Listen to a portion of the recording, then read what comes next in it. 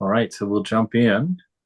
We are on page 276 of the Gospel of Sri Ramakrishna, written or translated by Swami Nikhilananda. And we're in the chapter called The Master and M. And M, as you know, is the one who took down all these notes and wrote all of this information every day. When he would go see the master, he would take notes, and then he would go home in the evenings and meditate on what he had experienced that day, and then write out everything he could remember.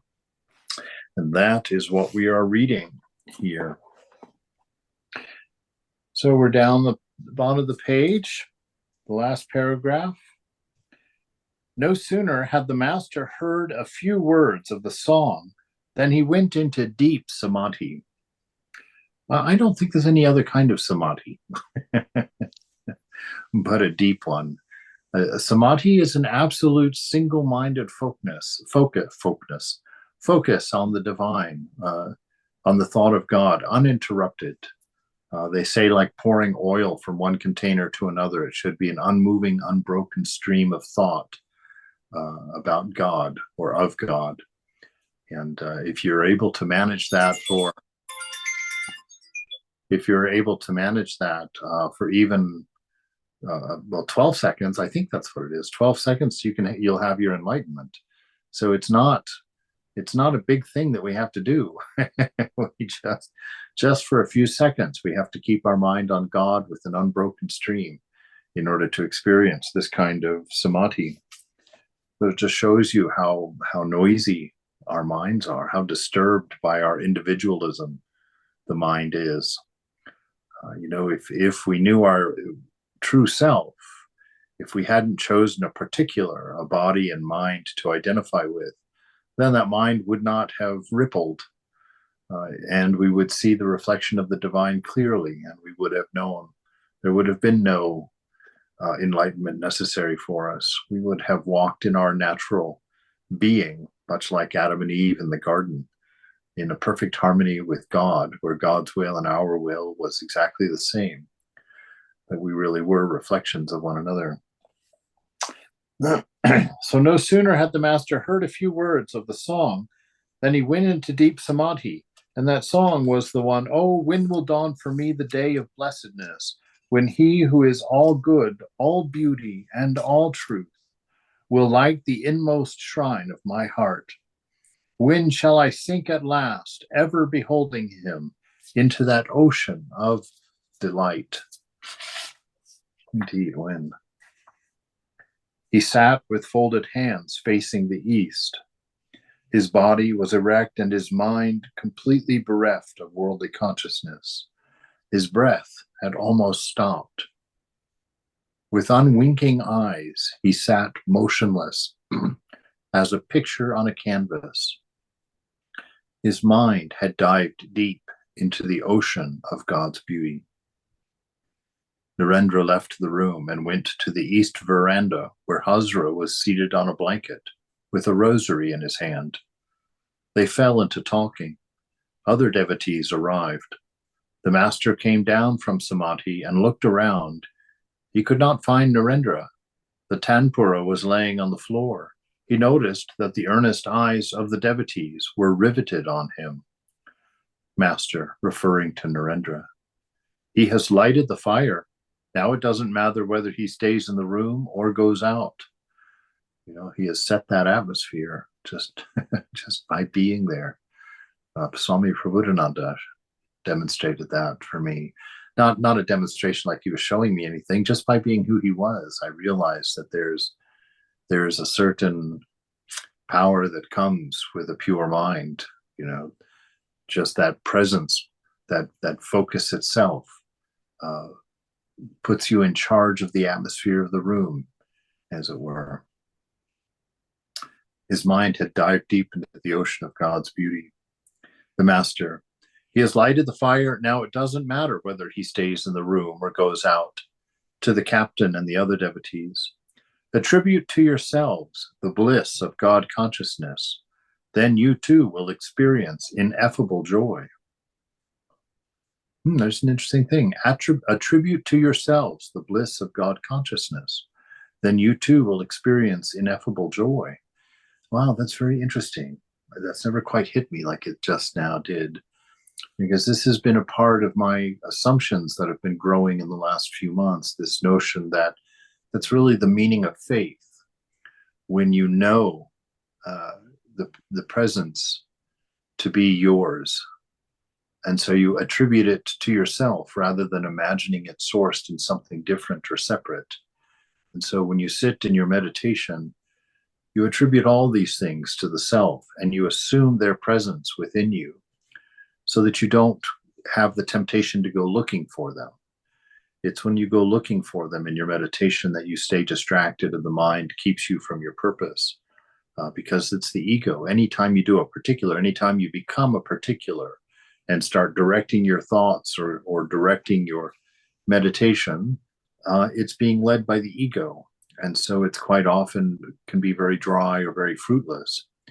That the deepest enjoyments of bliss and of presence are when you assume those things and you just settle into them rather than assuming they're not there and going to look for them, which is quite common, rather than assuming that you're not spiritual enough or that your mind is too noisy or that you're not a good meditator or you're not a pure person or blah, blah, blah, blah, blah, blah, blah. If you take those ideas and go into meditation, it won't be very satisfying for you. It may calm down after a while, but you're not going to enjoy this soaking in the hot tub of God, as it were. If you just shut your mind and do your meditation and just assume that everything is as it should be, and you just experience God through a complete assumption of her presence, that's when the matchstick lights inside. That's when you begin to learn things directly from God, just through observation, just through sitting in that stillness. Lots of things come up that are quite surprising, very intimate things about your nature and about God herself. So attribute to yourselves the bliss of God consciousness. Then you too will experience ineffable joy. The bliss of God consciousness always exists in you. Oh my God, there it is. Perfect. Oh my gosh, this is enormous. Wow, how wonderful. Woo. The bliss of God consciousness always exists in you. That's exactly what we're saying. It's always there. It's not something that has to be generated. It's not something that you have to accumulate over practice of years. Our entire practice is about what we are, not about what we're going to do, not about what we're going to become, not what's going to happen when we reach samadhi or when we have enlightenment or some other nonsense like that. Those things, if you put things in the future and say at that day I'm going to experience God, it'll never happen. The future doesn't exist. There's no reality there. Today is your day for realization. And this meditation that you're starting at that moment is the one in which it will happen. Walk into it in that way, and you will enjoy your bliss. The bliss of God consciousness always exists in you. It is only hidden by the veiling and projecting power of Maya. The less you are attached to the world, the more you love God. Yes, because attaching to the world means that you think that whatever you are attached to doesn't exist within you. And so you are not taking your refuge in God alone. You're taking your refuge in your attachments. That's what they're all about. The attachments that keep the world small and discernible for you, keeps it comfortable for your ego self. You know, this constant idea that you're in charge and that everything is stable and you're safe and everything is going on as it should be, and you're the one making it all happen. The ego loves to roll everything into that burrito for its own satisfaction. But it is what is ruining your life. It is the source of your anxiety. It is the source of your hurt, your loneliness. It is the source of your sadness, your source of lacking a sense of purpose or fulfillment.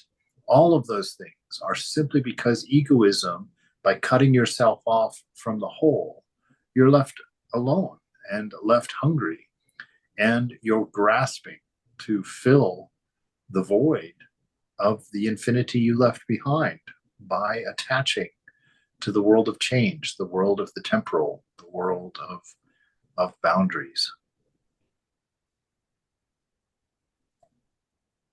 So the less you are attached to the world, the more you love God, because God is love. And when you become aware of that presence, which is you, which is you, which is you, when you know that that love exists within you and you assume its presence and you just let yourself drift into it, just relax into it, keeping your mind on the awareness, on your own, seeing all, opening all, just opening everything to that presence. Captain, the farther you proceed toward your home in Calcutta, the farther you leave Benares behind. Again, the farther you proceed toward Benares, the farther you leave your home. You know, this, and he's just saying that the more attached you are, the more blind you are, because that attachment is forming the veil of ego. You're not able to see the living presence or experience the living presence or be enraptured in that living presence within you, which is a terrible condition for us because it's your birthright. It's your nature. It's what life was supposed to be. You know, that divine soak in the syrup of God's love, in the syrup of the presence. That's what life was meant to be for us, and how little we've settled for because of our egoism. Master, as Radha advanced toward Krishna, she could smell more and more of the sweet fragrance of his body. The nearer you approach to God, the more you feel his love. As the river approaches the ocean, it increasingly feels the flow of the tides. You know, the more you stop assuming wrong things about yourself, the more you stop assuming wrong attributes and clinging to a proposed or hoped for solution to them. The less you do that, the more of your awareness will find its source. The more of your awareness will touch the bliss of being. The more of your awareness will touch that wonderful integrity of truth that is established at your core. The Jnani experiences God consciousness within himself. It is like the upper Ganges flowing only in one direction. To him, the whole universe is illusory, like a dream. He is always established in the reality of the self. Yeah, this is one of those beautiful things that when you find this space within, when you allow yourself by using grace to silence your karma, to use grace to silence the accusing voice of your mind, the voice that causes your insecurity and grabs onto the attributes of not being good enough, not being this, that, or the other. That as you are able to release those voices and stop taking charge of thought and thinking that through controlling your thought or thinking certain things or thinking about certain things, that's going to get you somewhere. It's that taking control of your mind that you want to avoid, because you cannot control the mind by being in the mind. The mind is controlled by your dispassion toward it. The mind is controlled by you transcending it, by pulling your identity out of it and just watching it. It'll make noise like an old Chevy, you know, after you turn it off, it'll like that. And, you know, the mind is like that. If you turn it off for your meditation, it might rattle on for a few minutes like that. You don't be concerned about it.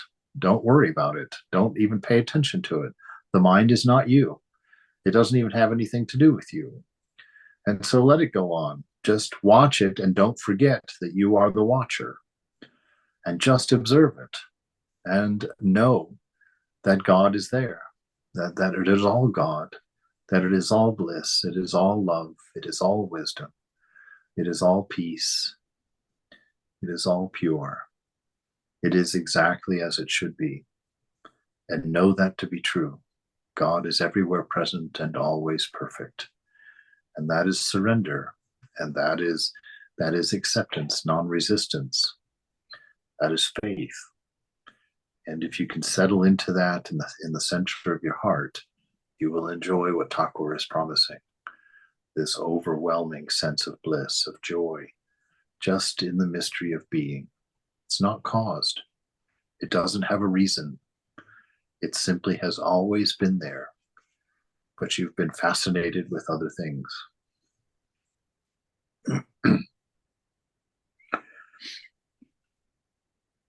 But with the lover of God, the case is different. His feeling does not flow in only one direction. He feels both the ebb tide and the flood tide of divine emotion. He laughs and weeps and dances and sings in the ecstasy of God. The lover of God likes to sport with him. In the ocean of God consciousness, he sometimes swims, sometimes goes down, sometimes rises to the surface, like pieces of ice in the water. So he's talking the difference between a Jnani, which sits in silence and just observes God, but for the bhakta, who keeps a grain of ego, the sense of I remains. Once he begins feeling that bliss, he reacts to it also. He plays into it. He'll chat with the divine, laugh with the divine, dance with the divine, just enjoy it as a friendship, where you still hold on to your sense of self in that relationship. And it's a wonderful thing in meditation, to have these conversations with Mother, to sit in that silence, in that presence, and just tell her, I'm sitting here, Ma. I don't have any idea what I should be doing. I don't know what I'm going to see or from anything. I just don't know. So I'm really trying to let go and just to let you show me something. Please come and show me what it is you brought me here to see. And then you're quiet, and then you watch. Then you watch. That simple, sincere request of the Mother in meditation will awaken a power in you that you don't know. Marvelous, marvelous. He weeps and dances and sings in the ecstasy of God. The lover of God likes to sport with him. In the ocean of God consciousness, he sometimes swims, sometimes goes down, and sometimes rises to the surface like pieces of ice in the water. The Jnani seeks to realize Brahman, but the ideal of the bhakta is the personal God, a God endowed with omnipotence and with the six treasures. Yet Brahman and Shakti are, in fact, not different. That which is the blissful mother, again, existence, knowledge, bliss, absolute. They are like the gem and its luster. When one speaks of the luster of the gem, one thinks of the gem. And again, when one speaks of the gem, one refers to its luster. One cannot conceive of the luster of the gem without thinking of the gem. And one cannot conceive of the gem without thinking of its luster. And so the gem is the absolute unchanging within the heart, the shrine room where you draw in and in silence. And the luster of the gem is the activity of life. You you are the luster of the gem. And so you sit there knowing that relationship, knowing that oneness, slipping into it and slipping out of it, like hide and seek, playing with the divine and enjoying that pleasure. You're not seeking for any state or any reward or anything in particular.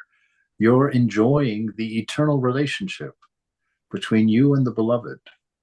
You're enjoying that play between the luster and the gem, the fire and its heat, the milk and its whiteness. You're enjoying both Shiva and Shakti, you know, Krishna and Radha. You are both. You are both.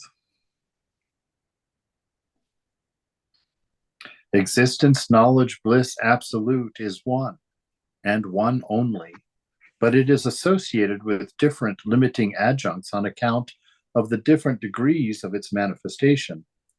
That is why one finds various forms of God. The devotee sings, "O my divine mother, thou art all of these." Wherever you see actions like creation, preservation, and dissolution, there is the manifestation of Shakti. You see, and this is how the bhakti keeps the mind pure, is by recognizing God in the changing world, by attributing everything that happens to the will of God, to the movement of the divine, to knowing that all that happens is the aroma of God, the aroma of the life of God being. And so you don't just sit in the silence enjoying it in the deepest treasure within. You enjoy it by everything you see. Everything begins to remind you of God. You know, Thakur was at the big park in Calcutta, and he saw an English boy, you know, dressed and leaning against a tree, and he was bent in three places like Krishna, which means, you know, he had his hip cocked and his knee bent and his foot kind of one foot crossing over the other, and he was standing there. And just that, Thakur saw that, was reminded so much of Krishna, boom. He was off in ecstasy. And so this, you know, this is the bhakta's world. We're not sitting in shrines. We're not hiding in caves in the mountains. Oh, we may be doing that as well.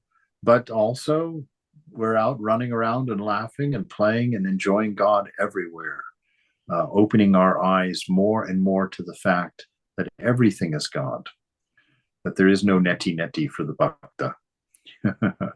For the bhakta, it's just the enjoyment of, but you have to be sure that you're looking through everything at your beloved. When you start looking at objects as being themselves, and you use them for enjoyment, or you use them for shelter, or use them for refuge, you use them for escape, then you're in trouble. The world will only be vidya, will only take you toward the light when you look through it and recognize that it is God that is wearing it, that God is everywhere in everything.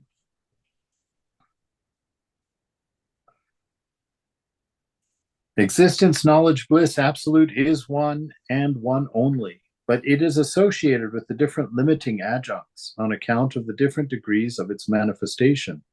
That is why one finds various forms of God. The devotee sings, "O my divine mother, you are all of these." Wherever you see actions, creation, preservation, and dissolution, there is the manifestation of Shakti. Water is water, whether it is calm or full of waves and bubbles. So he's saying, you see, mind is mind, whether it's active or not active. God is everywhere present. It's just that you have to be so careful to not get caught, you know, meaning not to thinking that anything you're enjoying is real in and of itself. There is no particular there for you to grab and keep. That's the thing you have to remember. Play like a child. Insist and expect nothing. Insist on and expect nothing. Let God sport and you enjoy the sport, the play. The absolute alone is the primordial energy, which creates, preserves, and destroys. Thus, it is the same captain, whether he remains inactive or performs his worship or pays a visit to the governor general. Only we designate him by different names at different times. Captain, yes, sir, that is so. Master, I said those words to Keshab Sen. Keshab was, you know, the leader of the Brahmo Massage, the Brahmo Massage, the Brahmo Samaj. Yeah. Oh boy, mother's fool. Yes, sir, that is so. I said these words to Keshab Sen, the master says. Captain, Keshab is not an orthodox Hindu. He adopts manners and customs according to his own whim. He is a well-to-do gentleman and not a holy man. Oof. Oh, let's see what happens with that statement. The master to the other devotees. Oh, the captain forbids me from going to see Keshav. Captain, but sir, you act as you will. What can I do? Master, sharply. Why shouldn't I go to see Keshav? You feel at ease when you go to the governor general's house, and for money at that. Keshav thinks of God and chants his name. Isn't it you who are always saying that God himself has become the universe and all its living beings? Doesn't God dwell in Keshav also? With these words, the master left the room abruptly and went to the northeast veranda. Captain and the other devotees remained, waiting for his return. M accompanied the master to the veranda, where Narendra was talking with Hazra. Sri Ramakrishna knew that Hazra always indulged in dry philosophical discussions. Hazra would say, "The world is unreal, like a dream. Worship, food offerings to the deity, and so forth are only hallucinations of the mind. The aim of spiritual life is to meditate on one's own real self." Then he would repeat, "I am he." But with all that, he had a soft corner in his heart for money, for material things, and for people's attention. Sri Ramakrishna smiled and said to Hazra and Narendra, "Hello, what are you talking about?" Narendra smiling, "Oh, we are discussing a great many things. They are rather too deep for others." So he's teasing the master. The master was illiterate, and Vivekananda was highly educated, and but they had such a love and playfulness between them. So the master's like, "Hey, what are you guys talking about?" And basically, Vivekananda saying, "Oh, lots of things, but I'm afraid they're too deep for you." Master with a smile. But pure knowledge and pure love are one and the same thing. Both lead the aspirants to the same goal. The path of love is much the easier. So there you have your endorsement for your bhakti. Pure knowledge and pure love. Pure knowledge of your nature, pure knowledge of what you are, who you are, and pure love are one and the same thing. Interesting, see? You are pure love. So whether you know it or whether you enjoy it, it's the same thing. Both lead the aspirant to the same goal. The path of love is much the easier. Narendra quoted a song, "O mother, make me mad with your love. What need have I of knowledge or reason?" Narendra said to M that he had been reading a book by Hamilton, who wrote, "A learned ignorance is the end of philosophy and the beginning of religion." Master to M, what does that mean? Narendra explained the sentence in Bengali. The master beamed with joy and said in English, "Thank you, thank you." Everyone laughed at the charming way he said these words. They knew that his English vocabulary consisted of about a half a dozen words. It was almost dusk when most of the devotees, including Narendra, took leave of the master. Sri Ramakrishna went out and looked at the Ganges for a few minutes from the west porch. I would have loved to see that, just in that dark of the dusk. The master walks out on the back porch, and the temple's right on the Ganges, just a few feet from it. And I can just see him going out there and just being in an ecstatic mood, gazing up at the moon, seeing it reflecting in the waves and ripples of the river, and that peace and quiet, because there would have been no engines, no motors. It would have just been the silent lapping of the waves on the shore and that dim light of the evening, because there were no electric lights, or very few of them at that time. It must have been so grand, so peaceful. And I imagine just to be able to sit there and watch it would have been a tremendous experience. 2 priests were bathing in preparation for the evening worship. Young men of the village were strolling in the garden or standing on the concrete embankment, gazing at the murmuring river. Others, perhaps more thoughtful, were walking about in the solitude of the Panchavati, because he was on the temple grounds, so anybody who was there had been there to visit the temple, to make an offering, or to meditate, or to talk to Ramakrishna. It became dark. The maidservant lighted the lamp in Sri Ramakrishna's room and burned incense. even there, the atmosphere grows even more. I remember in Shanti Ashrama, when we would go up there to work, there was no electricity up there. And so in the cabin at night, we would sit around this old rickety wooden table on equally rickety chairs, and we would light the lamp, the kerosene lantern, and hang it up above the table on a nail on the ceiling. And we'd pull out the gospel and read for an hour together. And every night, this mouse would climb up the corner rafter and walk across the beam over to where we had a picture of Vivekananda and Holy Mother and Ramakrishna. The mouse would sit there. Literally, it would sit there and wait for the reading, and then it would disappear later on, sometimes somewhere in between. But it would always come out. But that atmosphere of an oil lamp, coming on, it's such a subtle, wonderful lighting, very, very heartfelt light.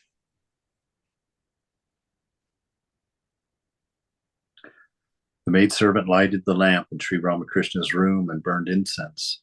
The evening worship began in the 12 temples of Shiva and in the shrines of Krishna and Kali. As it was the first day after the full moon, the moonlight soon flooded the tops of the trees and temples and touched with silver the numberless waves of the sacred river. That's something I got to see in Rarotonga many years ago. I was sitting on the front porch of the hostel that I was staying in, and it was a full moon. It was an island, no lighting at that time. I was sitting out there, and that moon, the full moon, made all of the palm trees look like they were made out of aluminum or silver. They took the color out of the leaves, and all you saw was the glinting reflection of the bright moonlight. And it was an amazingly beautiful thing. And to hear him describe the exact same thing here, that all the tops of the trees and temples were touched with silver, and the numberless waves of the sacred river. The master returned to his room. After bowing down to the Divine Mother, he clapped his hands and chanted the sweet names of God. A number of holy pictures hung on the walls of the room. Among others, there were pictures of Dhruva, Prahlada, Kali, Radha Krishna, and the coronation of Rama. The master bowed low before the pictures and repeated the holy names. Then he repeated the holy words, Brahma, Atma, Bhagavan, Bhagavata, Bhakti, Bhagavan, Brahma, Shakti, Shakti, Brahma, Veda, Purana, Tantra, Gita, Gayatri. Then he said, I have taken refuge at your feet. O Divine Mother, not I, but thou. I am the machine, you are the operator, and so on. So you see there, you get a wonderful little vignette of how to begin a meditation, how to walk into a spiritual mood. Go in, see the pictures, name them, each one of them, bow down before them. Think about them for a moment. Think about their relationship with you. Think about the truth behind the relationship with you. Let that soak in there. And then turn to the beloved and say, I've taken refuge in you. And you sit quietly and you let yourself really take refuge in him. And you say, Mother, it's you, not me. So any sensations that arise in you, anything that happens, any movement, any change that goes on within you, Mother, it is you, not I. I'm just the machine. I'm just the apparatus. Everything happening here is you. So you frame your understanding to the truth. While the master was meditating in this fashion on the Divine Mother, a few devotees coming in from the garden gathered in his room. Sri Ramakrishna sat down on the small couch. He said to the devotees, Narendra, Bhavanat, Rakal, and the devotees like them belong to a group of the Nitya Siddhis. They are eternally free. Religious practice on their part is superfluous. Look at Narendra. He doesn't care about anyone. One day he was going with me in Captain's carriage. Captain wanted him to take the good seat, but Narendra didn't even look at him. He is independent, even of me. He doesn't tell me all he knows, lest I should praise his scholarship before others. He is free from ignorance and delusion. He has no bonds. He is a great soul. He has many good qualities. He is an expert in music, both as a singer and a player, and is also a versatile scholar. Again, he keeps his passions under control and says that he will never marry. There is a close friendship between Narendra and Bhavanat. They are just like a man and woman. Narendra doesn't come here very often. That is good, for I am overwhelmed by his presence.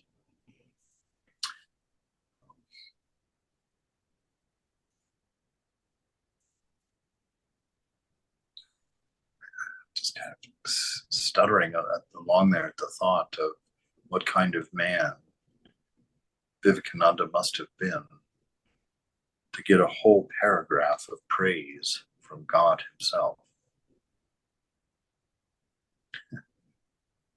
Wow.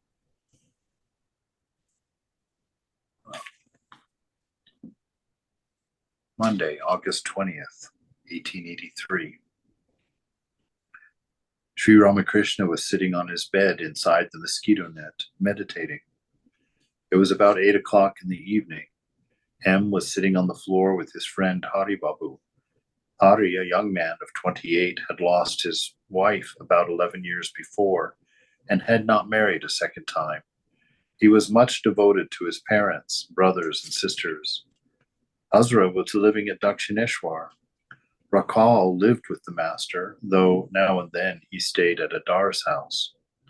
Narendra, Bhavanat, Adar, M, Ram, Manamohan, and other devotees visited the master almost every week. Hriday, Sri Ramakrishna's nephew, was ill in his home in the country. The master was worried about him. One of the devotees had sent him a little money, but the master didn't know it. When Sri Ramakrishna came out of the mosquito net and sat on the small couch, the devotees saluted him. Master to M. I was meditating inside the net. It occurred to me that meditation, after all, was nothing but the imagining of a form, and so I did not enjoy it. One gets satisfaction if God reveals himself in a flash. Again, I said to myself, who is it that meditates? And on whom does he meditate? M. Yes, sir, you said that God himself has become everything, the universe and all its living beings. Even he who meditates is God. Master. What is more, one cannot meditate unless God wills it. One can meditate when God makes it possible for one to do so. What do you say? M. True, sir. You feel like that because there is no I in you. When there is no ego, one feels like that. Master. But it is good to have a trace of ego which makes it possible for a man to feel that he is the servant of God. As long as a man thinks that it is he who is doing his duties, it is very good for him to feel that God is the master and that he is God's servant. When one is conscious of doing work, one should establish with God the relationship of servant and master. M was always reflecting on the nature of the Supreme Brahman. The master to M. Like the Akasha, space, Brahman is without any modification. It has become manifold because of Shakti. Again, Brahman is like fire, which itself has no color. The fire appears white if you throw a white substance in it, red if you throw a red one, black if you throw a black. The three gunas, sattva, rajas, and tamas, belong to Shakti alone. Brahman itself is beyond the three gunas. What Brahman is cannot be described. It is beyond words. That which remains after everything is eliminated by the Vedantic process of not this, and which is of the nature of bliss, is Brahma. Suppose the husband of a young girl has come to his father-in-law's house and is seated in the drawing room with other young men of his age. The girl and her friends are looking at them through the window. Her friends do not know her husband and are asking her, pointing to the one young man, "Is that your husband?" "No," she answers, smiling. They point to another young man and ask, "Is he your husband?" She answers, "No." They repeat the question, referring to a third, and she gives the same answer. At last, they point to her husband and ask, "Is he the one?" She says neither yes or no, but only smiles and keeps quiet. Her friends realize that he is her husband. Says neither yes nor no. So this is how it is in the mind as you're going around looking. Is that me? Is that the divine? Is that my husband, as it were? And you have to judge yes or no. But when it is your husband, when it is the presence, you don't say yes or no. You just smile and enjoy, because there's knowing. There's no doubt. One becomes silent on realizing the true nature of Brahman. Silent because you're filled, you're full. You're sated. There is nothing, no movement necessary because you're in perfect balance. No discomfort because you're in perfect harmony. No boundary to reach.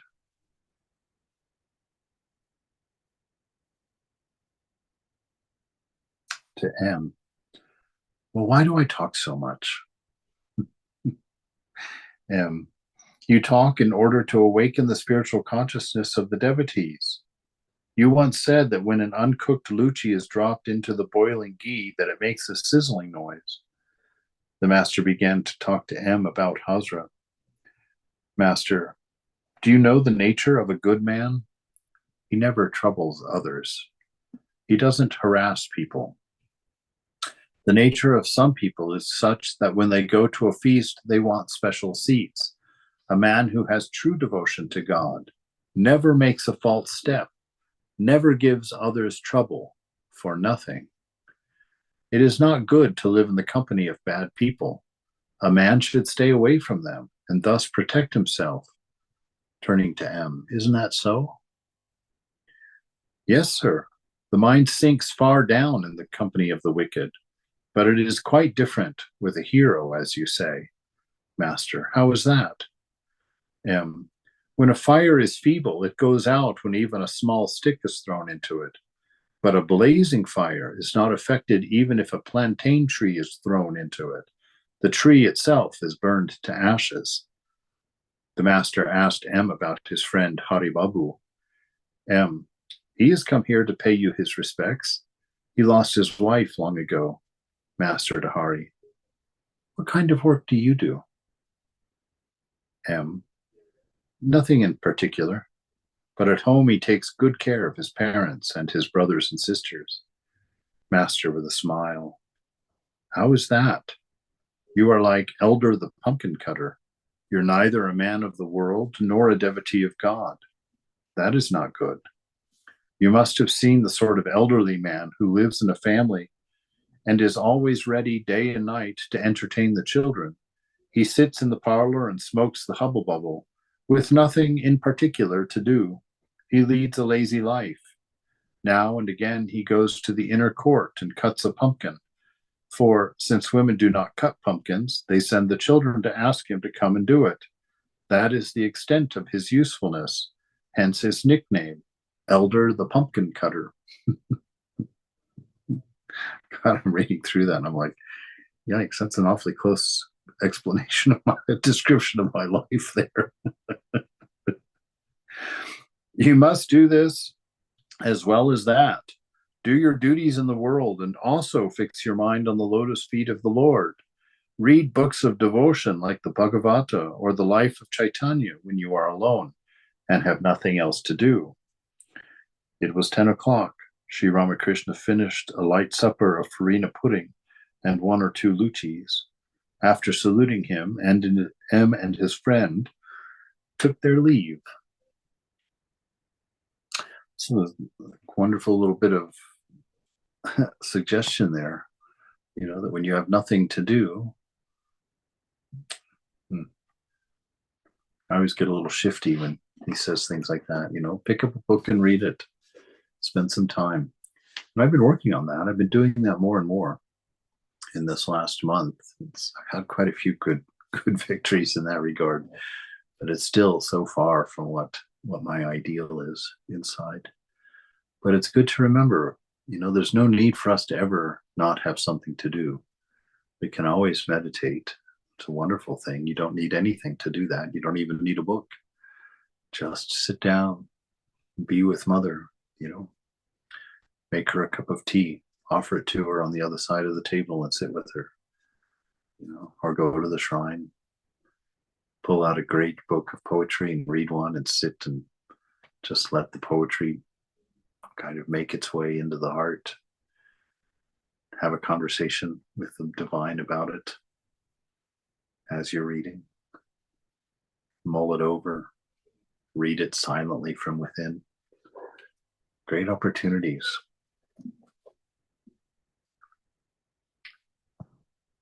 All right. Friday, September 7th, 1883. Sri Ramakrishna and M were talking in the master's room at 7:30 in the evening. No one else was present. Master, the other day I went to Calcutta. As I drove along the streets in the carriage, I observed that everyone's attention was fixed on low things. Everyone was brooding over his stomach, running after nothing but food. Everyone's mind was turned to woman and gold. I saw only one or two with their attention fixed on higher things, with their minds turned to God. The present age has aggravated this stomach worry. Trying to imitate the English, people have turned their attention to more luxuries. Therefore, their wants have increased. Master, what do the English think about God? They believe in a formless God. Master, well, that is also one of our beliefs. For a time, the master and disciple remained silent. Then Sri Ramakrishna began to describe his experience of Brahman. Master, one day I had the vision of consciousness, non-dual and indivisible. At first, it had been revealed to me that there were innumerable men, animals, and other creatures. Among them, there were aristocrats, the English, the Mussulmans, myself, scavengers, dogs, and also a bearded Mussulman with an earthenware tray of rice in his hand. He put a few grains of rice into everybody's mouth. I, too, tasted a little.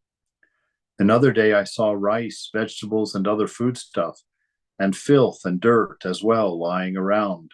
Suddenly the soul came out of my body, and like a flame touched everything. It was like a protruding tongue of fire and tasted everything once, even the excreta. It was revealed to me that all these are one substance, the non-dual and indivisible consciousness. Another day it was revealed to me that I had devotees, my intimate companions, my very own. Thereafter I would climb to the roof of the kuti as soon as the bells and the conch shells of the evening service sounded in the temples, and cried out with a longing heart, "Oh, where are you all? Come here. I am dying to see you." To M, well, what do you think of these visions? God sports through you. This I have realized, that you are the instrument and God is the master. God has created other beings as if with a machine, but yourself, you, he made with his own hands. Master, well, Hazra says that after the vision of God, one acquires the 6 divine powers. Those who seek pure love don't want powers. Master, perhaps Hazra was a poor man in his previous life. Maybe that is why he wants so much to see the manifestation of power. He wants to know what I talk about with the cook. He says to me, "You don't have to talk to the cook. I shall talk to the manager of the temple myself and see that you get everything you want. M laughed out loud. He talks to me that way, and I say nothing. M. Many a time you have said that the devotee who loves God for the sake of love does not care to see God's powers. A true devotee wants to see God as Gopala, the baby Krishna. In the beginning, God becomes the magnet and the devotee the needle. But in the end, the devotee himself becomes the magnet and God the needle. That is to say, God becomes small to his devotee. Master, yes, it is just like the sun at dawn. You can easily look at the sun. It doesn't dazzle the eyes, rather it satisfies them. God becomes tender for the sake of his devotees. He appears before them, setting aside his powers. They both remained silent for some time. M. Why should your visions not be real? If they are unreal, then the world is still more unreal.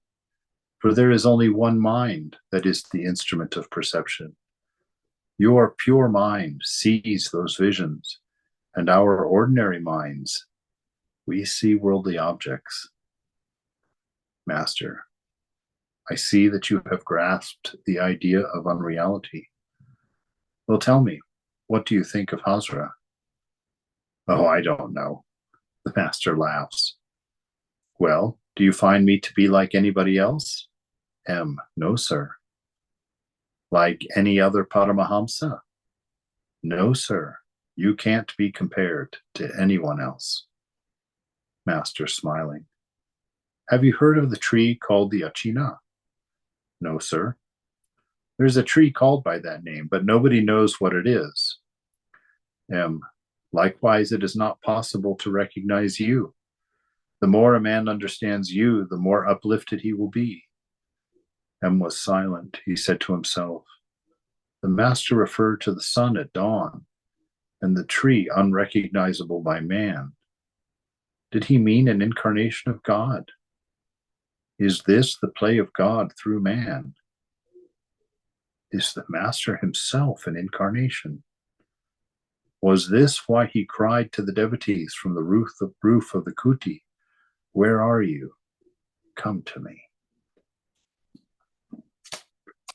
Stop there for tonight.